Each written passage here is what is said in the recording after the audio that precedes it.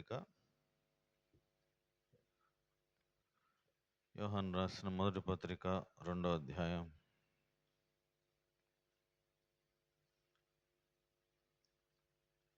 6వ వచనం అందరము కలిసి చదువుదాం. మొదటి యోహాను రాసిన మొదటి పత్రిక 1వ అధ్యాయం 6వ వచనం అందరము కలిసి చదువుదాం. ఆయనతో కూడా సహవాసం గలవారమని చెప్పుకొని చీకట్లో నడిచిన యెడల మనం అబద్ధమాడుచు సత్యమును జరిగింపకుందుము. మొదటి యోహాను పత్రిక 2వ అధ్యాయం 5, 6 వచనాలు అందరం కలిసి 2, 5, 6 కలిసి ఉన్నాయి. ఇది కూడా చదువుదాం. ఆయన వాక్యము ఎవడు గైకొనునో వానిలో దేవుని ప్రేమ నిజముగా పరిపూర్ణమాయను. ఆయన యందు నిలిచిన్నవాడనని చెప్పుకున్నవాడు ఆయన ఎలాగో నడుచుకొనెనో అలాగే తాను నడుచుకున్న బద్ధుడై ఉన్నాడు. మనం ఆయన యందు ఉన్నామని దీని వలన తెలుసుకొనుచున్నాం. ప్రభు సాయం నిమిత్తం చిన్న ప్రార్థన చేస్తాం. పరిశుద్ధుడైన తండ్రి, చదువుకున్న మాటలు హృదయంలో భద్రపరచుము. మీ మాటలు మాకు వినిపించము. జీవితాలను సరి చేసుకొని బలలో చేవేసే సమయం ఆశీర్వాదకరంగా చేయండి. ప్రభువా, మేము వాక్యపు వెలుగులో మీరు కోరినట్లుగా మా జీవితాలు సరి చేసుకొని పరీక్షించుకొని బలలో చేవేయటానికి కృప దయచేయమని యేసు ప్రభు నామమున ప్రార్థించి వేడుచున్నాం తండ్రి, ఆమేన్. ఒకసారి ఈ మాట మళ్ళీ చదుదాం. యోహాను రాసిన మొదటి పత్రిక 2వ అధ్యాయం 5, 6 వచనాలు అందరం కలిసి మళ్ళీ చదుదాం. ఆయన వాక్యము ఎవడు గైకొనెనో వానిలో దేవుని ప్రేమ నిజముగా పరిపూర్ణమాయను. ఆయన యందు నిలిచి ఉన్నవాడనని చెప్పుకున్నవాడు ఆయన ఎలాగూ నడుచుకొనెనో అలాగే తానును నడుచుకున్న బద్ధుడై ఉన్నాడు. మనం ఆయన యందు ఉన్నామని దీని వలన తెలుసుకొనుచున్నాం. చదువుకున్నటువంటి లేఖన భాగం ప్రభు మన కొరకై ఆశీర్వదించునుగాక. ఇక్కడ రాయబడినటువంటి మాట, ఆయన యందు నిలిచి ఉన్నామని చెప్పుకొను మనమందరం. నువ్వు ఎవరి పక్షాన ఉన్నావు అని అంటే మనం ఏం చెప్తాం? సమాధానం, దేవుని పక్షాన ఉన్నాం. ఆయన యందు నిలిచి ఉన్నాము అని చెప్పే ప్రతివారు, నేను దేవుని పక్షాన ఉన్నానని చెప్పే ప్రతివాడు ఆయన ఎలా నడుచుకున్నాడో నువ్వు కూడా అలాగున నడుచుకోవాలా. మొట్టమొదట ఆయన ఎలా నడుచుకున్నాడు అనే విషయాలు నీకు తెలియాలా. అర్థమవుతుందా? ఈరోజు మనం నేర్చుకునే విషయం ఏంటంటే, ఆయన ఎలా నడుచుకున్నాడు, నేను ఎలా నడుచుకోవాలి. అర్థమవుతుందా? మన దేవుడు ఎలా నడుచుకున్నాడు, నేను ఎలా నడుచుకోవాలి అనేది ఈరోజు మనం నేర్చుకుంటాం. అయితే ఆయన ఎలా నడుచుకున్నాడు, ఆయన యందు నిలిచి ఉన్నవారు, నావాడు వీడు నావాడు నా మాట వింటాడని దేవుడు కూడా చెప్పాలి కదా. మనం చెప్పేది కాదు. మనం ఒకరమే నేను నీ పక్షం ప్రభువా అని చెప్పి మనం చేసే పనులని దేవుని పనులు చేయకపోతే మనం దేవుని వారం అవుతామా? కాము. ఆయన వారమని చెప్పుకునే మనమందరము, ఆయన పక్షముగా ఉన్నామని చెప్పుకునే మనమందరము, ఆయన ఎలా నడుచుకున్నాడు నేను అలా నడుచుకోవాలి. అదే ఇక్కడ రాయబడి ఉంది. ఆయన యందు నిలిచి ఉన్నవాడని చెప్పుకున్నవాడు ఆయన ఎలా నడుచుకొనెనో అలాగూ తానును కూడా నడుచుకోవాలి. ఆయన ఎలా నడుచుకున్నాడనే విషయం తెలియాలి కదా. అర్థమవుతుందా? ఆయన ఎలా నడుచుకున్నాడో నేను కూడా అలా నడుచుకోవాలి అనే విషయాలు ఈరోజు మనం నేర్చుకుంటాం. ఆయన ఎలా నడుచుకున్నాడని చదివినట్లయితే యాకోబు పత్రిక 1వ అధ్యాయం చూడండి, ఎలా నడుచుకున్నాడు ఆయన.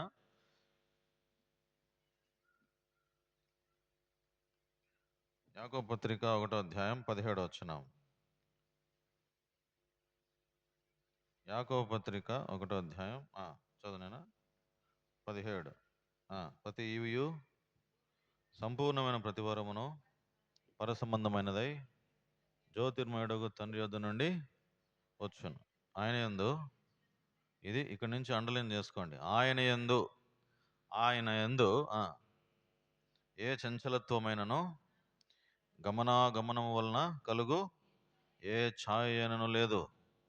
ఆయన యందు చంచలత్వం లేదు. ఏంటిది చంచలత్వం అంటే? అది చంచలుడు అంటే ఊసరు వెళ్ళి ఊరికే మారిపోతుంటుంది రంగును బట్టి. ఊసరు వెళ్ళి ఎట్ట మారుతుంది? పరిస్థితిని బట్టి మారిపోతూ ఉంటుంది.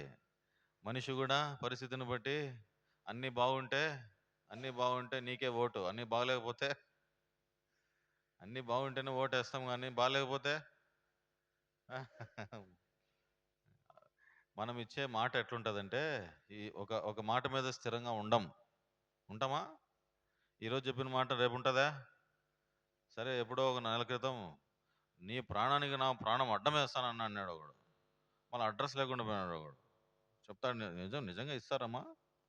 ఏమా చెప్పింది చెయ్యము. అది చెప్పింది అసలు చేస్తామా? చేయము. చంచలత్వం, ఊరికే కదిలిపోతూ ఉంటారనమాట. అయితే దేవుడు కదిలేవాడా? దేవుడు ఎప్పుడన్నా కదులుతాడా? దేవుడు ఎప్పుడు కదలడు. కదలని వాడు, స్థిరమైనటువంటి వాడు. ఆయన యందు ఏ చంచలత్వము లేదు. మొట్టమొదటిగా గుణం ఏంటంటే, నేను ఒక 6 విషయాలు చెప్తా, నేర్చుకొని పోవాలా. ఆయన ఎలా నడుచుకున్నాడు అనంటే, ఆయన నడుచుకునే విధానం ఎట్లుందంటే, ఆయన యందు ఏ చంచలత్వం లేదు. ఆయన ఆయన చూడండి అక్కడ, ఆ గమనం వలన కలుగు ఏ ఛాయనను లేదు, చంచలత్వం లేదు, స్థిరమైనటువంటి వాడు, కదలనటువంటి వాడు. నువ్వు కూడా అట్లనే ఉండాలా. అర్థమవుతుందా? బలలో చేవేసి మనం అందరము, నేను చంచల స్వభావం కలిగి ఉన్నానా, లేకపోతే దేవుని వల్ల నేను స్థిరంగా ఉన్నానా? ఆయనకు ఉన్నటువంటి గుణం ఏంటంటే, ఆయన కదలనటువంటి వాడు. అందుకని ఒక మాట రాయబడి ఉంది, పర్వతములు తొలగిపోయినా, మెట్టలు తత్తలిలినా, నా కృప మాత్రము విడిచిపోదు.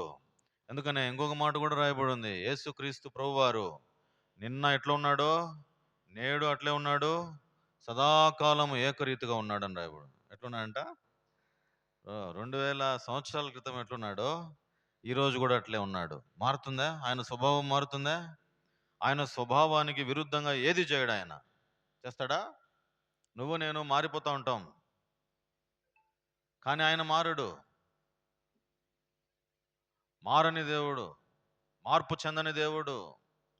యెహోవానైన నేను ఏమంట? మార్పు లేని వాడను, కదలనటువంటి వాడు, స్థిరమైన దేవుడు, యథార్థపరుడు. మాట ఇచ్చినాడంటే మాట తప్పడు. నీకు ఈ సంవత్సరం ఏ వాగ్దానం చేసినాడో ఆ వాగ్దానం నెరవేర్చేంత వరకు నిన్ను విడిచిపెట్టాడు. నిన్ను విడిచిపెడతాడా? నువ్వైనా విడిచిపెడతావేమో, కానీ ఆయన విడిచిపెడతాడా? ఇప్పుడు విడిచిపెట్టాడు. వాగ్దానం చేసిన వాడు నమ్మదగిన వాడు అని ఉంది, ఉందా లేదా? మనం ఒక నెల క్రితం జనవరి 1 వాగ్దానాలు తీసుకున్నాం. ఎంతమందికి గుర్తున్నాయి వాగ్దానాలు? సంతోషం. ఈ వాగ్దానం బట్టి నువ్వు రోజు ప్రార్థన చేస్తున్నావా? వాగ్దానం, ప్రభువా నా పక్షాన్ని నెరవేర్చే దేవుడవు.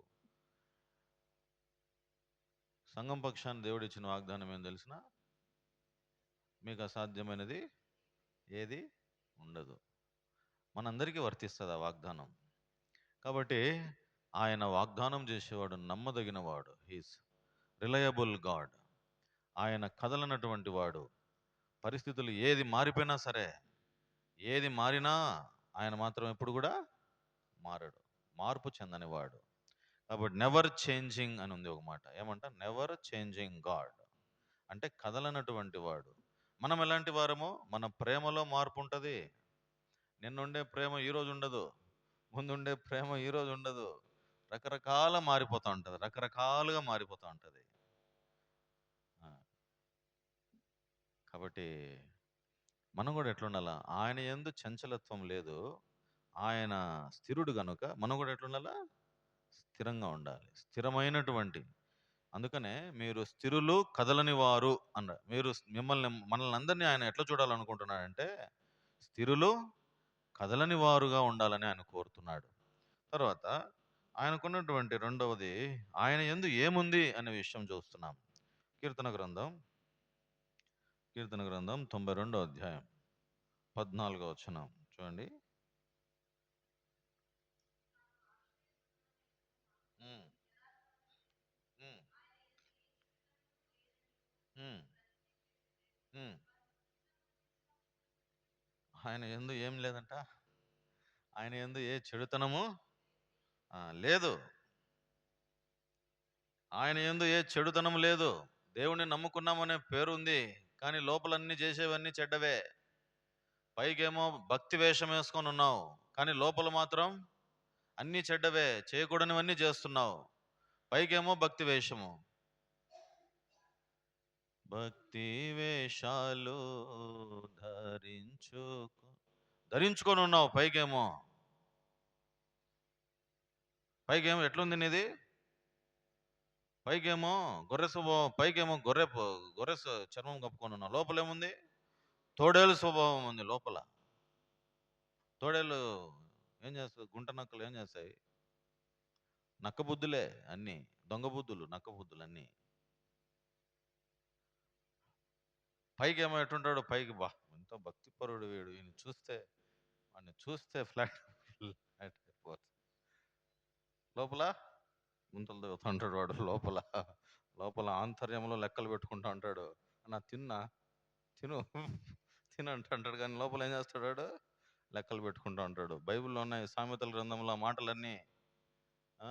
వానికి ఉండదు బుద్ధి, పెట్టే బుద్ధి ఉండదు. కానీ లోపల ఏం చేస్తాడు వాడు? పైకేమో అన్నా తిను అంటాడు, లోపలేమో లెక్క కడుతూ ఉంటాడు వాడు. తాగిన కాడి నుంచి తినిన కాడి నుంచి మొత్తం అంతా లెక్క వేసి ఇది నన్ను బిల్లు అంటాడు. అది కథ.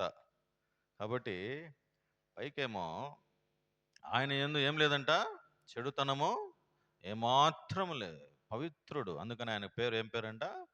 Is holy, holy, holy, holy. పరిశుద్ధుడు, పరిశుద్ధుడు, పరిశుద్ధుడు, పరిశుద్ధుడని మానక దివారాత్రములు కొనియాడబడుతున్నటువంటి దేవుడు ఆయన.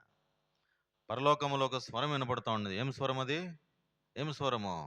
ఇదే స్వరం, పరిశుద్ధుడు, పరిశుద్ధుడు, పరిశుద్ధుడు, మానక దివారాత్రములు. ఇదే మాట, దేవుడు పరిశుద్ధుడు, దేవుడు పరిశుద్ధుడు, ఇదే మాట వినపడతానే ఉంది. ఆ మాటలు ప్రకటన గ్రంథంలో రాయబడినాయి. కాబట్టి ఆయన యందు ఏం లేదంటే చెడుతనమునకు చోటే లేదు, దుష్టత్వము లేదు, అపవిత్రత లేదు, ఎట్లాంటిది అన్యాయము లేదు. ఆయనను చూస్తే నీతిని చూసినట్లే, ఆయనను చూస్తే ఆయన మంచిని చూసినట్లే. ఆయన యందు ఏముందో నీలో కూడా అదే ఉండాలి. ఆయన యందు ఏం లేదు, చంచలత్వం లేదు, ఆయన యందు చెడుతనము లేనే లేదు. నిన్ను చూస్తే కూడా అట్లా కనపడాల నువ్వు. కొంతమంది ఈజీగా పసిగట్టేస్తారు వీడు మంచోడా చెడ్డోడా అని. అక్కగారు బాగా ఈజీగా ఫైండ్ అవుట్ చేసేస్తారు వీడు మంచోడా చెడ్డోడా అని. పైనుంచి కింది వరకు స్కాన్ చేసేస్తారు ఫస్ట్. అవునా కదా అన్నవాడు? దొంగ చూపులు చూస్తానన్న ఒక అక్కడ అక్కడ రాయుడు కాలనీలో అన్నవాడు ఆడికి ఎక్కుతాడు. ఎందుకు దొంగ చూపులు చూసుకుంటానే ఉంటాడు అంటే, కనపడదా జీవితము? మనము ఇతరులకు పత్రికల్లాగా ఉన్నాం. మనల్ని అందరూ చదువుతూ ఉంటారు. నువ్వు చేసే పని, నువ్వు కూర్చోవడం, నువ్వు లేవడం, నువ్వు ఏం ఆలోచన చేయడం, నువ్వు ఎట్లా వస్తున్నావు, ఏమి వస్తున్నావు అన్నీ గమనిస్తుంటారు. దేవుని దగ్గర ఏముందంటే సీసీ కెమెరా ఉంది, కళ్ళ ముందర చూస్తూ ఉంటాడు. ఏమంటా దేవుని దగ్గర ఏముంది? కంటికి నీట్గా కనబడిపోతూ ఉంటుంది నువ్వు చేసే పని, నీ హృదయంలో ఆలోచన, నీవు కూర్చుండుట, నీవు లేచుట, నీవు నడుచుట, నువ్వు పడుకొనుట, నీ హృదయంలో తలంపు పుట్టక మునిపే నీ చుట్టూ ఉంది. 360 డిగ్రీస్ యాంగిల్లో ఉంది. నువ్వు యాడికి పోతున్నావు, ఎక్కడ కూర్చుంటున్నావు, ఎక్కడ లేస్తున్నావు, ఎక్కడ పోతున్నావు అనే విషయం, ఏమి చేయబోతున్నావో కూడా తెలుసు ఆయనకు. ఎట్లా తప్పించుకుంటామా? ఆయన కంటికి మరుగైన సృష్టము లేదు.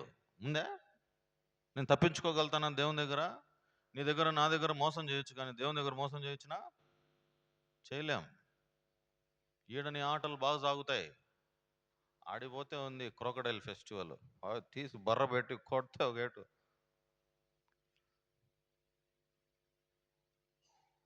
పెరుక్కొని రావాలంటే ఏంది? ఈడ ఈత బర్ర తీసుకొని కొడితే ఎటో స్కూల్లో తినింటారు పిల్లోళ్ళు. కాబట్టి చాలా జాగ్రత్తగా ఉండాలి మనం. ఆయన యందు ఏముందంటే చంచలత్వం లేనే లేదు, స్థిరమైన దేవుడు. ఆయన యందు చెడుతనము లేనే లేదు. యోహాను సువార్త 19వ అధ్యాయం 6వ వచనంలో ఆయన చూడండి, యోహాను సువార్త 19వ అధ్యాయం 6వ వచనం ఏముంది చూడండి ఆయన దగ్గర. యోహాను సువార్త 19వ అధ్యాయం, యోహాను సువార్త అందరు తీసినారైనా? యోహాను సువార్త 19వ అధ్యాయం 6వ వచనం. చదువు నేను చదువు. ఆయన యందు ఏం కనపడలేదు? దోషము కనపడలేదు. ఆయన దగ్గర దోషం కనపడుతుందేమో అని చెప్పి చూద్దామని చూస్తే దోషము కూడా లేదు. ఎవరు చెప్తున్నారు ఈ మాట? పిలాతు చెప్తున్నాడు ఈ మాట. సిలువేయమండి, సిలువేయండి, ఏమో పెద్ద తప్పు చేసిన మాదిరిగా మీరు చెప్తున్నారు, కానీ ఆయనను విచారిస్తే జడ్జికి కనపడలే. జడ్జికి ఏం కనపడంలే? దోషము కనపడలే. వీళ్ళేమంటున్నారు? సిలువేయండి, సిలువేయండి అని అంటే కనపడాలి కదా తప్పు. ఏదన్నా తప్పు కనపడితేనే కదా శిక్ష వేసేది. మరి ఏమన్నా ఉందా తప్పు? ఆయనలో ఏమన్నా తప్పు ఉందా? ఏం లేదు, ఒక్కటి లేదు. అందుకని అక్కడ రాయబడిన మాట, ఆయన చిన్న సాక్ష్యం ఏంటంటే ఆయన యందు ఏ దోషము, ఏ చెడుతనము కూడా లేదు. కనబడుతుందేమో అని చూస్తే చెడుతనము లేదు, దోషము లేదు, పాపము లేదు. సచ్ ఎ క్రిస్టల్ క్లియర్, బాగా నీట్గా కనబడిపోతా ఉంది బహిరంగంగానే. ఏమైనా చాటును చేసిన తప్పులు ఏమైనా ఉన్నాయా? నువ్వు నేను ఎన్ని చాటును తప్పులు చేసి ఉంటాం, ఎంత చెడుతనం జరిగించుంటాం, ఎవరు చూడలేదులే అని చేస్తుంటాం.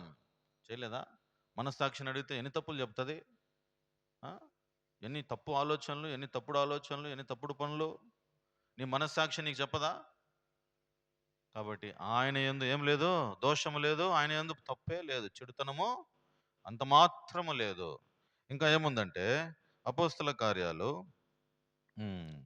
13వ అధ్యాయము 28వ వచనము. అపోస్తల కార్యాలు 13వ అధ్యాయము 28వ వచనంలో ఒక మాట ఉంది.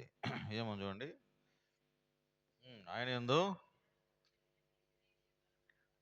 మరణమునకు తగిన హేతు ఏమీ కనపడక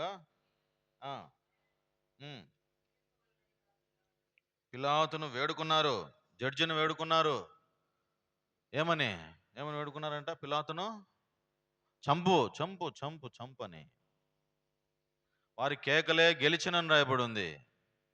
తప్పు లేకపోయినా కూడా ఆయన ఏమైనాడు? తప్పు లేకపోయినా కూడా ఆయనను చంపండి చంపండి చంపండి అని. ఆ పిలాతు చూస్తున్నాడు, ఇంత మంచి వ్యక్తిని పట్టుకొని ఎట్లరా మీకు బుద్ధి వచ్చింది? ఆయన చెప్తున్నాడు, ఆయన యందు ఏ దోషము కూడా లేనే లేదు, తప్పు లేనే లేదు. కనబడిపోతోంది, జీవితం కనబడిపోతోంది. ఆయనను చూస్తే తప్పు చేసిన వాళ్ళ కనబడతాడా? కేవలం నీ నిమిత్తము, నా నిమిత్తము ఆయన అప్పగించుకున్నాడు, సిలువలో మరణించినాడు. ఆయన యందు ఏ చెడుతనము, ఏ దోషము లేదు. ఆయన యందు ఏ చంచలత్వమునో లేనే లేదు. మూడో విషయం ఏంటిది? ఎఫెసీ పత్రిక 4వ అధ్యాయం. ఎఫెసీ పత్రిక 4వ అధ్యాయం 21వ వచనం.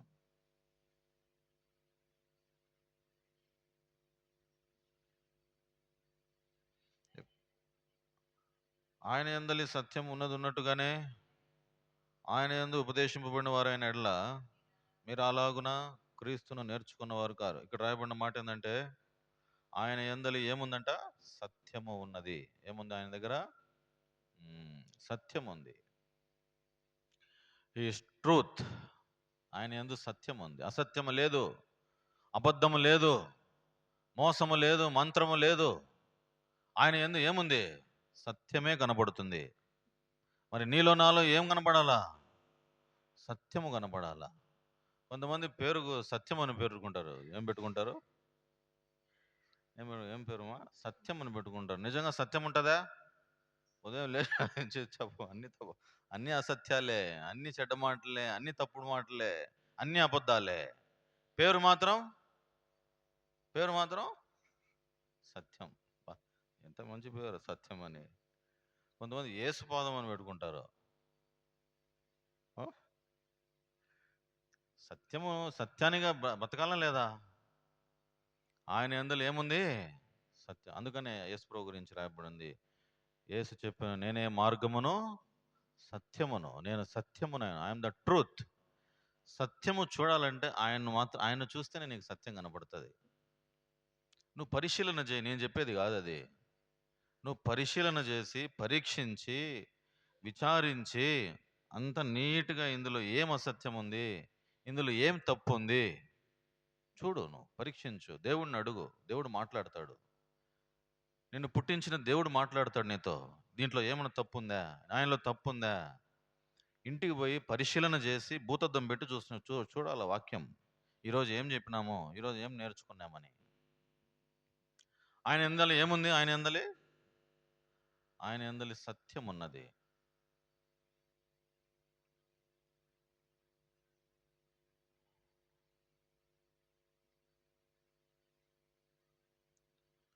ఒక పాట ఏముందంటే గుర్తొస్తుంది లోపల. సత్యమెన్నాడు మారానే మారదు. ఏనేనా? ఆ, పృథివీ నెల్లాయు మారిపోయినన్, సత్యమెన్నాడు మారానే మారదు. పృథివీ నెల్లాయు మారిపోయినన్, సత్యమెన్నాడు మారానే మారదు. ఆ పాట అద్భుతంగా ఉంటుంది. ఆయన సత్యము మారదు. ఆయన ఎవరు? ఆయన సత్యవంతుడు, పరిశుద్ధుడు, పవిత్రుడు. ఆయన ఆయన అంటాడు, నాలో పాపం ఉన్నదని మీలో ఎవడు చూపిస్తాడు? ఈ బైబిల్ చెప్పే స్టేట్మెంట్ ఇది. ఎవరు చెప్పలే ఈ మాట? ఏ గ్రంథము చెప్పలే ఈ మాట. ఈ మాట ఏం చెప్తుందో తెలుసా? ఈ గ్రంథము ఏం చెప్తుందో తెలుసా? నాలో పాపం ఉన్నదని, నాలో అసత్యం ఉన్నదని ఎవడైనా చూపించగలుగుతాడా అని సవాల్ విసిరింది. ఎవడైనా చెప్పగలుగుతాడా అండి? ఎవడు చూపించలేకపోయినాడు. అనేకమైన బురద జల్లుతారు కానీ రుజువు చేయలేకపోతున్నారు. రుజువు చేయడానికి అనవసరంగా అభాండాలు దేవుని మీద వేసినామంటే చరిత్రకు పుట్టగతులు లేకుండా పోతాం అంతే. కాబట్టి రాయబడిన మాట ఏంటంటే, ఆయన యందల ఏముందంట? సత్యం. నేను సత్యము చెప్పుచున్నాడలా నువ్వెందుకు నన్ను నమ్మవు? సత్యం ఎక్కడుంటుందో అక్కడ ఏముంటుందంటే స్వతంత్రం ఉంటుంది. ఏముంటుంది? స్వతంత్రం ఉంటుంది. సత్యము లేకపోతే లోపల వాడు భయపడుతూనే ఉంటాడు. భయం ఉంటుందా ఉండదా? అరే నేను తప్పు చెప్పినాను కదా అని వాని లోపల మనస్సాక్షి గుద్దుతూ ఉంటుంది. ఒరే తప్పు చెప్పినావు. తప్పు ఏ రోజో ఒక రోజు బయట పడక పోదు. రహస్యముగా చేయబడిన ఒక రోజు బట్ట బయలైతాయి. తప్పించుకోలేవు సుమా. వాళ్ళను సమీపించేటప్పుడు జీవితాన్ని సరి చేసుకొని పో ఇక్కడి నుంచి. దేవునికి ఇష్టంగా బ్రతుకు, మనుషులకు కాదు. దేవునికి ఇష్టంగా జీవించు. 3 విషయాలు చూసినాం. ఏంటివి? ఆయనలో చంచలత్వము లేనే లేదు. ఆయనలో చెడుతనము లేనే లేదు. ఆయనలో దోషము లేదు. ఆయనలో సత్యము. ఆయనలో ఏముంది? సత్యమే ఉన్నది. తర్వాత ఇంకేముందో చూద్దాం. చూడండి, ఎఫెసీ పత్రిక 6వ అధ్యాయం 10వ వచనం.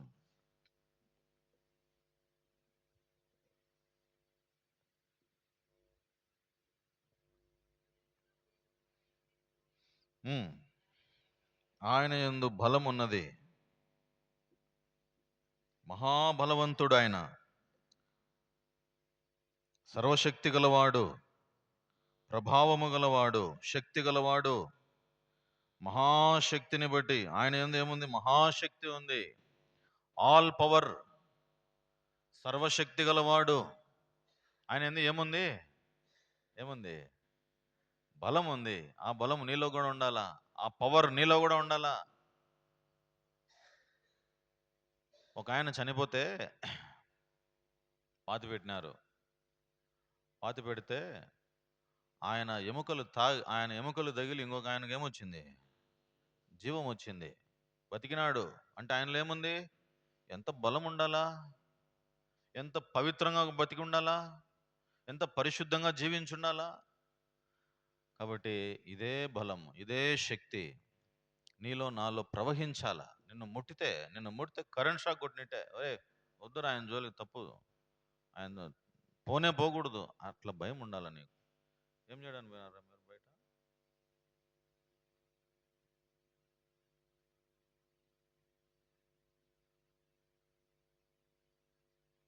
స్టిక్ పెడతాయి ఈసారి. సరే, ఏముంది ఇక్కడ? ఆయన యందు ఏముంది?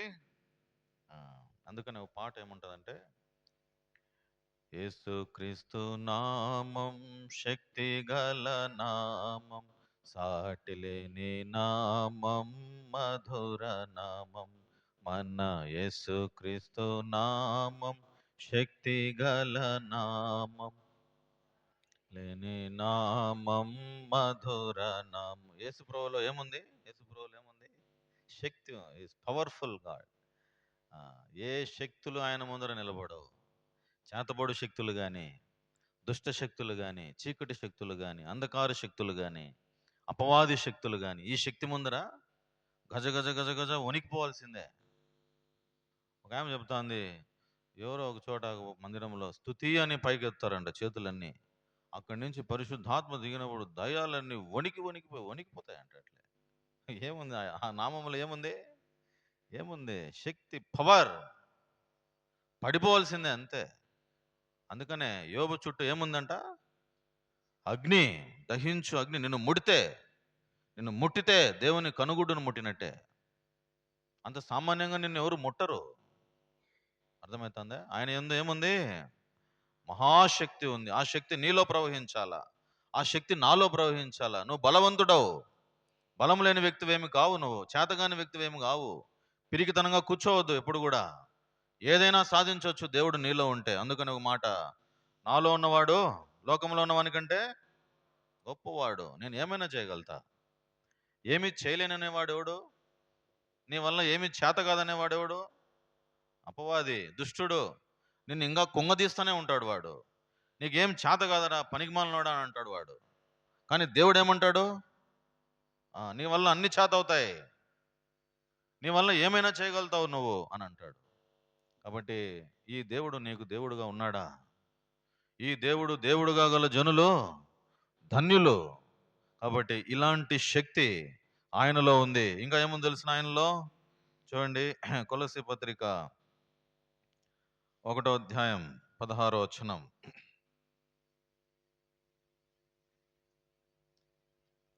కొలస్సీ పత్రిక 1వ అధ్యాయం 16వ వచనం. ఏలైనగా ఆకాశమందున్నవియు భూమి యందున్నవియు దృశ్యమైనవి గాని అదృశ్యమైనవి గాని, అవి సింహాసనములైనను ప్రభుత్వములైనను ప్రధానులైనను అధికారములైనను సర్వమును ఆయన యందు సృజింపబడెను.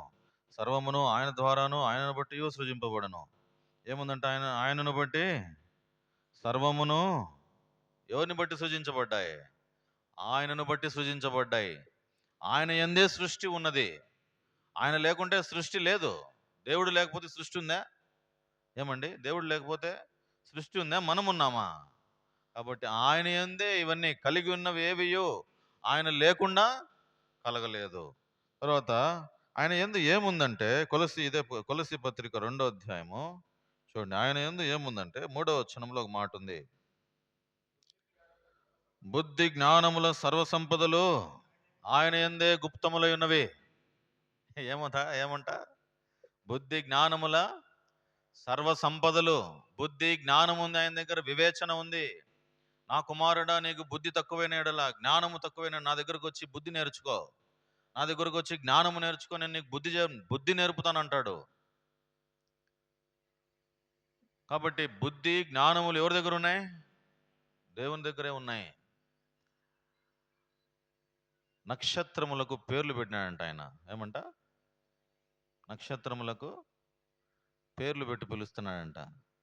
మన దగ్గర ఉండే నక్షత్రం ఏం తెలిసిన? ఏంది మన దగ్గర ఉండే నక్షత్రం? సూర్యుడే ఈ నక్షత్రం. ఇట్లాంటి ఎన్ని నక్షత్రాలు ఉన్నాయి తెలిసిన? కోట్ల కొలదిన, ఎవరు లెక్క పెట్టలే. ఇలాంటి నక్షత్రాలన్నిటికీ ఆయన పేర్లు పెట్టి పిలుస్తున్నాడంట. నక్షత్రముల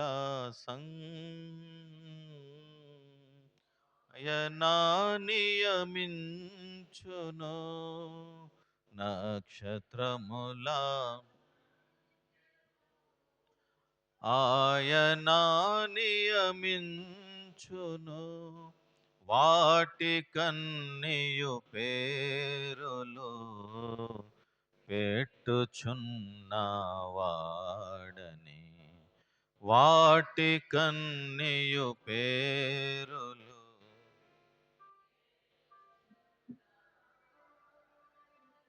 దేవునికి స్తోత్రము గానము చేయుటయే మంచిది. మనమందరము స్తుతి గానము చేయుటయే మంచిది. ఏముంది ఆయన దగ్గర? ఏముంది? బుద్ధి జ్ఞానం ఉంది.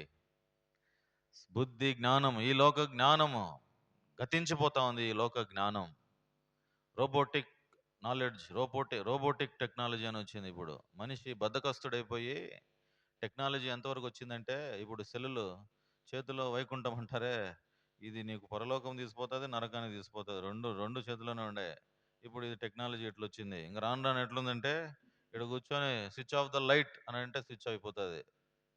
ఏ Alexa switch off the light, Alexa switch on the light, fan switch అయ్యి అది పోయి ఇది పోయి, ఇంకా ఇంట్లోనే అన్నం చేసుకొని వస్తుంది రోబో, నోట్లో తినిపిస్తుంది అది. అంత బద్ధకస్తుడైపోయినాడు మానవుడు.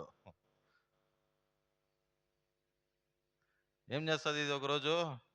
ఈ లోక జ్ఞానము దేవుని దృష్టికి వెర్రితనమే. ఒకప్పుడు పాపం ఊపుకుంటా ఊపుకుంటా అన్నం చేసుకుంటా అన్నారు. ఇప్పుడు కూడా ఉన్నాయా? ఇప్పుడు కూడా ఉన్నాయా లేవమ్మా?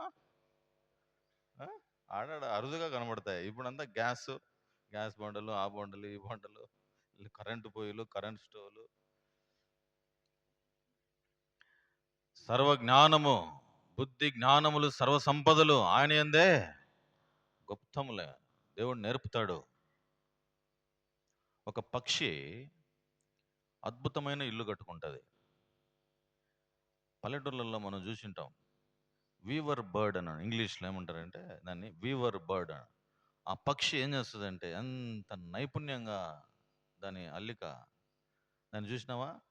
దాని తల ఎంత, దాని జ్ఞానం ఎంత చూసినారా లేదమ్మా మీ ఇళ్ళల్లో? సాలిపూరు కథ కాదు తల్లి. Weaver bird. వీవర్ బర్డ్ అంటే ఎవరు ఇంగ్లీష్ పిల్లలే?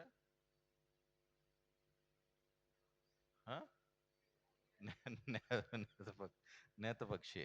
నేత ఎంత మంచిగా అల్లుతుంది అది. ఎవరు అందకుండా పోయిన అంత టెక్నాలజీ, అంత అంత ఆర్కిటెక్చర్ యాడ్ నుంచి వచ్చింది దానికి. ఎవరు ఇచ్చినారు దానికి జ్ఞానము? ఒక పక్షికి దేవుడు అంత జ్ఞానం పెడితే నీకు నాకు జ్ఞానం పెట్టడా? గ్రీక్స్ చాలా జ్ఞానవంతులంట. ఎవరు? గ్రీకు దేశస్తులు.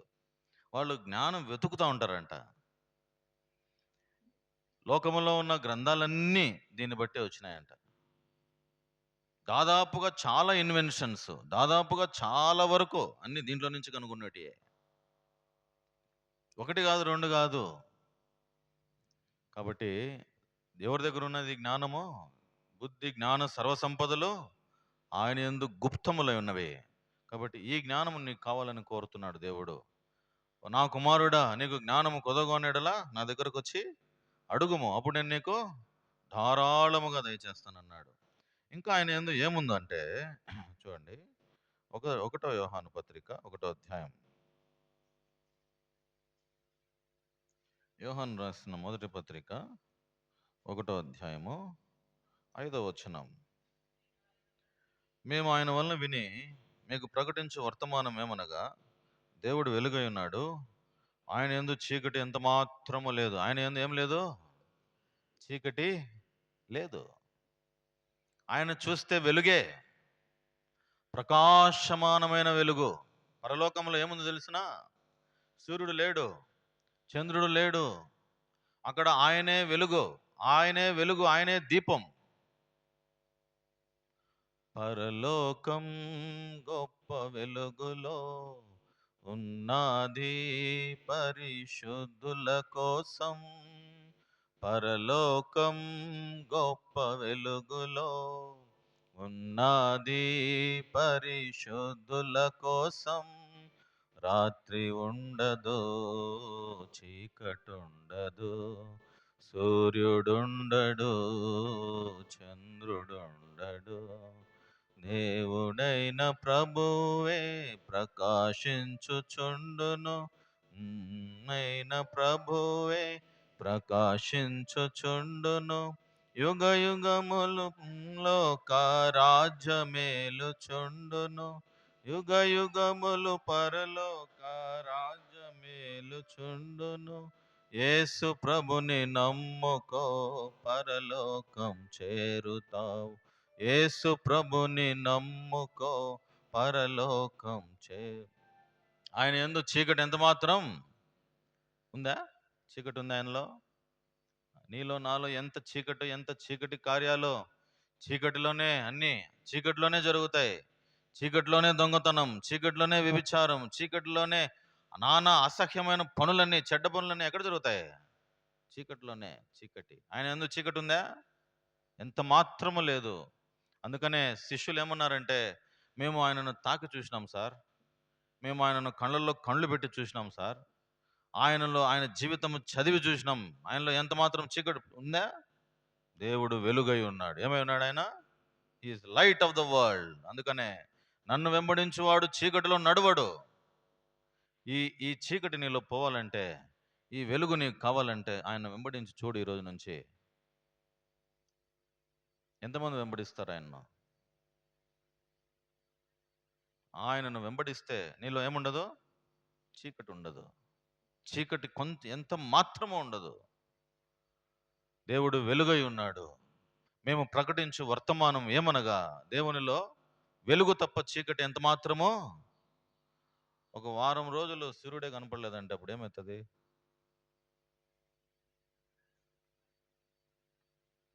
సృష్టి ఏమవుతుంది? సృష్టి కొలాప్స్ అయిపోతుంది. కొలాప్స్. పరలోకములో దేవుడు లేకపోతే ఏమవుతుంది? వెలుగు. ఆయన లేకపోతే వెలుగే లేదు. అందుకనే ఆయనలో చీకటి ఎంత మాత్రము. ఆయన ఎక్కడుంటాడో అక్కడ వెలుగు. వెలుగు, ఒక వెలుగు ఉదయిస్తుంది. అందుకనే మరణ ఛాయలో కూర్చున్న వారికి గొప్ప వెలుగు ఏమంట? మరణ ఛాయలో కూర్చున్న వారికి వెలుగు ఉదయించింది. నీలో చీకటి ఉందా? తీసే ఈరోజు. ఆయనలో ఏం లేదు? చీకటి లేదు. నీలో వెలుగు ఉందా? చీకటి ఉందా? ఏముంది నీలో? చీకటి కార్యాలు ఉన్నాయా? రహస్యంగా పోయి తాగుతున్నావా? రహస్యంగా పోయి గుట్కా వేసుకుంటున్నావా? బీడి తాగుతున్నావా? ఏం చేస్తున్నావు నువ్వు? రహస్యంగా పోయి చూడలేదనుకుంటున్నావా నువ్వు? రహస్యంగా ఎన్ని చీకటి కోణాల్లో, ఎంత చీకటి కోణం రానేది బాబు. నిన్ను చూస్తే తుఫు అనిపించేట్టుగా ఉంది నిన్ను చూస్తే. పైకేమో భక్తి వేషం వేసుకొని ఉన్నావు. పరిశుద్ధాత్మ దేవుడు నీలో నాలో ఉంటే ఒక మనిషిని చూస్తేనే చెప్పగలుగుతాం. నాకు దేవుడు ఇచ్చిన వరం ఏదంటే, మనిషిని చూస్తేనే స్కాన్ చేసే వరం. నేను నా గొప్పతనం కాదు కానీ ఆ దేవుడు బోధిస్తాడు. వీడు నిజం ఉన్నాడు, వీళ్ళలో నిజం ఉందా, వీళ్ళలో కపటం ఉందా, వీడు పర్ఫెక్టా, అబద్ధమా, మోసమా తెలిసిపోతుంది. నీ ముఖము లక్షణ, నీ ముఖమే నీ గురించి చెప్పేస్తుంది. వారి ముఖ కాంతియే వారిలో ఉన్నటువంటి గుణాలన్నీ బయట చెప్తాయి. వారి ముఖమే గుణం చెప్పేస్తుంది. వాని గుణం. వాడు దొంగ చూపు గలవాడా, వాడు ఎట్టటోడు, అట్టటోడా, ఇట్టటోడా అనేది.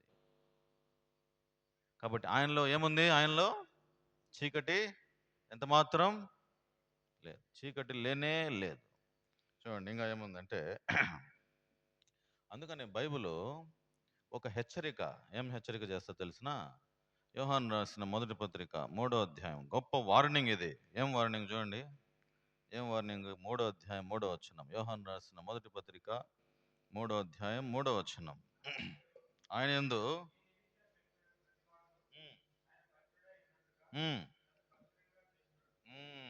ఏమంట?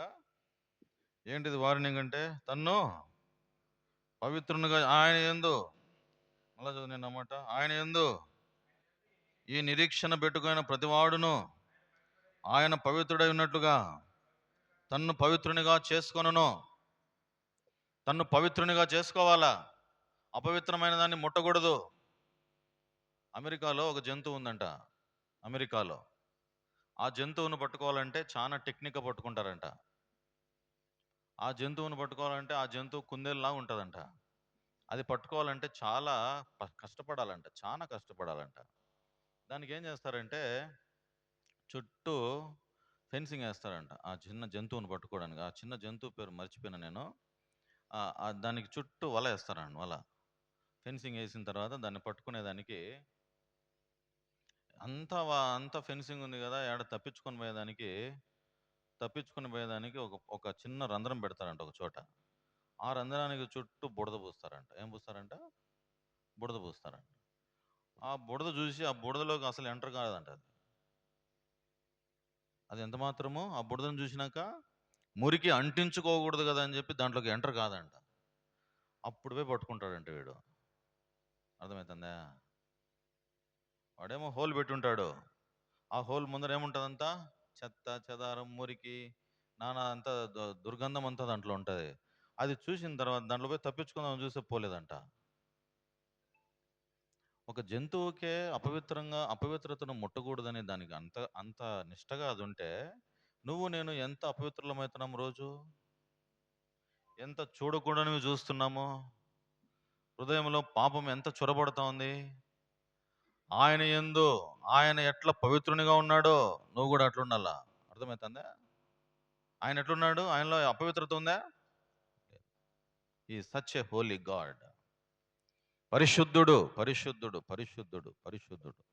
మానక దివారాత్రములు కొనియాడబడుతున్న దేవుడు.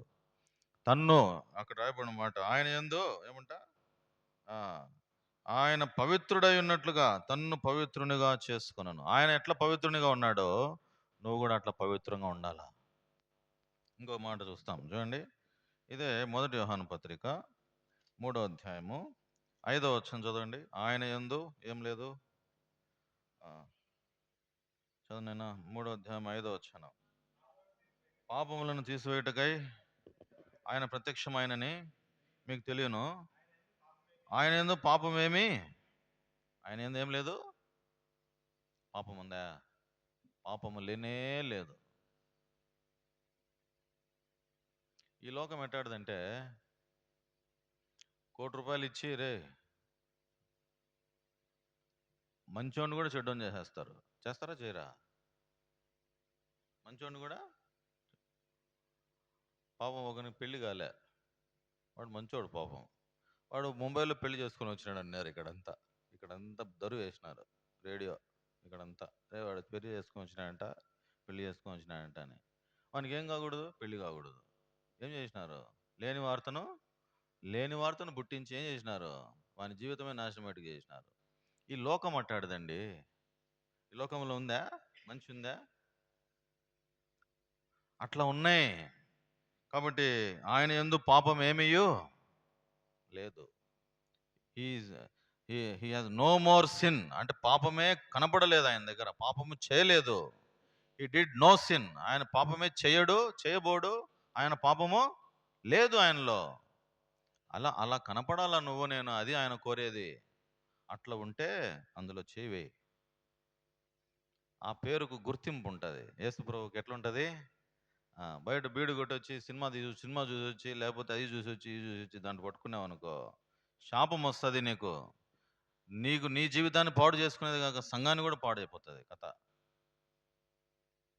పవిత్రంగా బతుకురా నాయన, పవిత్రంగా జీవించురా. కాలం ఎంతో లేదు, ఎప్పుడు ఉంటామో ఎప్పుడు పోతామో తెలీదు. పరిశుద్ధంగా పవిత్రంగా నీతిగా యథార్థంగా బతుకు అనేది బైబిల్ చెప్పేది. ఆయన యందు ఏముంది, నీలో ఏముంది? ఆయన యందు ఏమేమి ఉన్నాయి ఇంతవరకు చూసుకుంటూ వచ్చినాం. ఏమున్నాయి ఆయన దగ్గర? చూడండి. ఆయన యందు, చెప్పండి నాతో పాటు, ఆయన యందు చంచలత్వము లేదు, ఆయన యందు చెడుతనము లేదు, ఆయన యందు దోషము లేదు, ఆయన యందు సత్యమున్నది, బుద్ధి జ్ఞానములు ఆయన యందు ఉన్నాయి. తర్వాత ఇంకేముంది? ఆయన యందు చీకటి ఎంత మాత్రము లేదు, ఆయన యందు పాపము లేనే లేదు. ఇట్లా ఉన్నావా నువ్వు? ప్రశ్న ఏంటంటే, ఇట్లున్నావా? ఆయన ఎట్లున్నాడో నువ్వు అట్లా ఉండాలని మనం చదువుకున్నావు మాట, ఫస్ట్ మాట. ఆయన ఎట్లా నడుచుకున్నాడో నువ్వు అట్లా నడుచుకోవాలని ఉంది. పేరుకు క్రైస్తవుడు అని చెప్పుకుంటే ఇవన్నీ ఉండాలా బాబు? పేరుకు క్రైస్తవుడు అని చెప్పుకునేంత మాత్రాన ఎంత పరిశుద్ధంగా ఉండాలా? క్రైస్తవుడు అని చెప్పుకునేంత మాత్రం సరిపోదు. ఈ జీవితం లేకపోతే ఈరోజు క్లీన్ చేసుకో ప్రభువా. జీవితానికి అర్థం లేదు.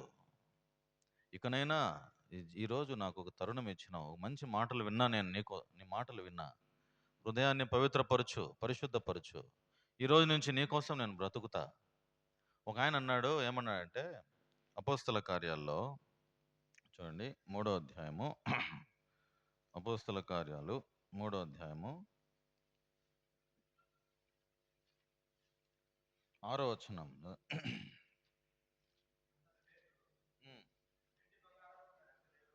వెండి బంగారములు నా యొద్ద లేవు గాని నాకు కలిగి ఉన్నదే నీకు ఇస్తున్నా.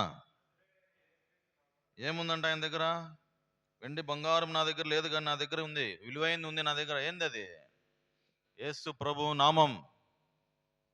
ఆ నామం నేను కలిగి ఉన్నా. ఒక గుడి ముందర కూర్చొని అడుక్కుంటున్నాడు వీడు. శృంగారమును దేవాలయం, మంచి డెకరేషన్, మంచి మందిరం.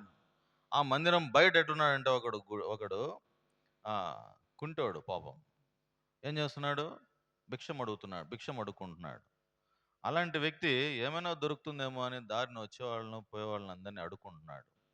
పేతురు పోతున్నాడు ఆ దారిలో, యేసుప్రభు శిష్యుడు.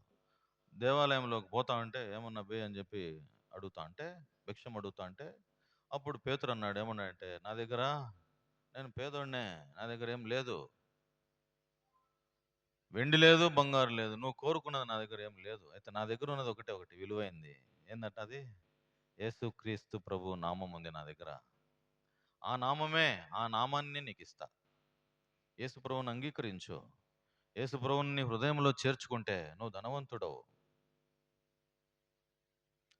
ఆత్మీయంగా నువ్వు ధనవంతుడు అవుతావు. ఈ లోకంలో లేకపోయినా పర్వాలే. ఈ లోకంలో ధనవంతుడు చనిపోయినాడు, లాజరు చనిపోయినాడు, దిక్కులేని దరిద్రుడు చనిపోయినాడు. దరిద్రుడు ఎక్కడ పోయినాడు? అబ్రహాము రొమ్మున ఆనుకొని ఉన్నాడు. ధనవంతుడు ఎక్కడ పోయినాడు? ఎక్కడ పోయినాడు? నరకాన్ని పోయి ఈ రోజు వరకు ఏడుస్తూనే ఉన్నాడు. ఈ రోజు వరకు కూడా ఒక ప్రార్థన చేస్తున్నాడు. అక్కడ పోయి ఇక్కడ ప్రార్థన చేయలే కానీ ఆడిపోయి ఏమని ప్రార్థన చేస్తున్నాడు తెలుసా? దాహం అయ్యా, దాహము అయినా అయ్యా, దాహం అయ్యా. ఆ పరిస్థితి ఎందుకు తెచ్చుకుంటావురా బాబు? ఆ పరిస్థితి ఎందుకు తెచ్చుకోవాలా? నిజం, నరకంలో పోతే అంత కఠినమైన ప్రదేశం ఇంకోటి ఉండదు. ఇక్కడనే మేలుకో. ఇష్టం వచ్చినట్లు బ్రతకద్దు, ఇష్టం వచ్చినట్లు చేయొద్దు. పిండుతాడు ఆడిపోయిన తర్వాత ప్రార్థన చేస్తాడు వాడు. ఏమని? అయ్యా గొంతు ఎండిపోతుంది, అయ్యా స్వామి గొంతు ఎండిపోతుంది, నాయన నీళ్లు నాయన అని. ఈ రోజు వరకు దాహం మారిందా? అక్కడ పోతే ప్రార్థనకు జవాబు ఉందా అని? ఏమా నరకములో చేసే ప్రార్థనకు జవాబు ఉందా? నువ్వు ఈడ చేసే ప్రార్థనకు మాత్రమే జవాబు ఉంది. ఈడ చేసే ప్రార్థనకు మాత్రమే నీకు జవాబు ఉంది. ఆడిపోతే ప్రార్థనకు ఆడ నీ మీద జాలి చూపించేవాడు లేడు, ఆడ నీ మీద కనికరం చూపించేవాడు లేడు. ఈడనే ప్రభు పాదం పట్టుకో. ప్రభువా తప్పుడోడిని, నన్ను క్షమించు నాయన, నన్ను క్షమించు తండ్రి. వద్దు స్వామి, ఆ ప్రదేశం వద్దు నాకు. జీవితాన్ని సరి చేసుకో.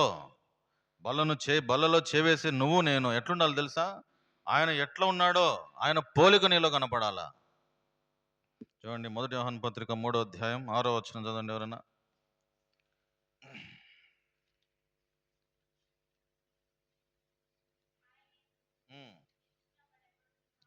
ఆయన యందు, ఇది నాతో చెప్పండి మాట, ఆయన యందు నిలిచి ఉండు వాడెవడును పాపము చేయడు. పాపము చేయవాడెవడును ఆయనను చూడను లేదు, ఎరుగను లేదు. కాబట్టి ఒక మాట ఏంటంటే, ఇక్కడ రాయబడిన మాట, ఆయన యందు నిలిచి ఉండేవాడని ఎవడును పాపము చేయడు. నేను ఆయన యందు నిలిచున్నాను అని చెప్పుకునేవాడు ఎవడు కూడా పాపము చేయడు. ఈరోజు వర్తమానం అర్థమైందా? దేవుడు ఏం మాట్లాడినాడో నీకు? అందరూ మోకరించండి, దయచేసి అందరూ మోకరించండి.